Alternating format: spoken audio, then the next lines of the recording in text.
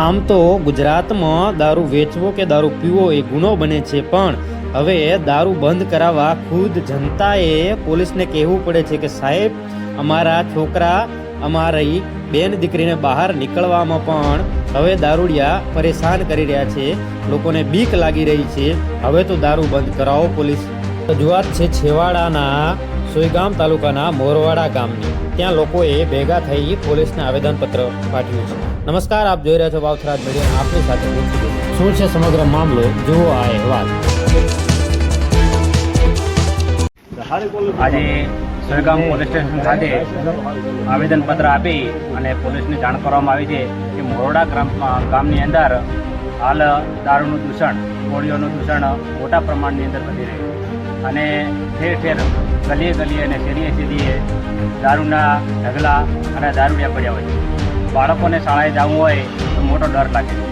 બેન દીકરીઓને સાંજે નીકળવું પણ બહુ હાડમારી થઈ પડે.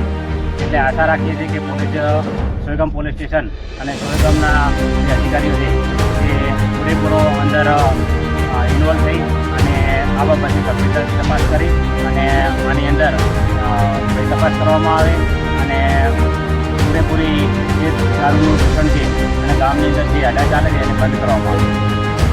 ગામની અંદર એક અઠવાડિયાની અંદર 4 લોકોનું મૃત્યુ થયા છે. તેની અંદર એક સુભાભાઈ જમાભાઈ રામાણી, 2 નંબરની અંદર ગાંધી સભા, 3 નંબરની અંદર ઘણાભાઈ મજાભાઈ અને 4 નંબરની અંદર એક બીજો કોઈ ભાઈ છે એ મૃત્યુ પામે છે. તો આશા રાખીએ છીએ કે આ દારૂને સંપૂર્ણપણે બંધ કરવામાં આવે તો જ ગામની અંદર નિવેદન બરબાદ કરી શકાય.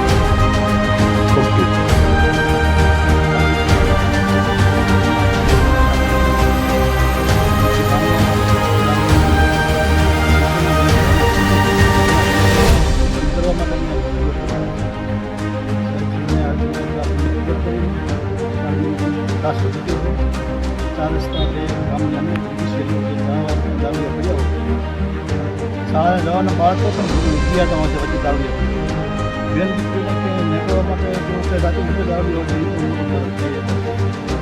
થોડુંક જણ દારૂ બરાબર, પણ હવે ગામ લોકોની પીડા વધી ગઈ કે ના સુધી અમારે આવ્યા.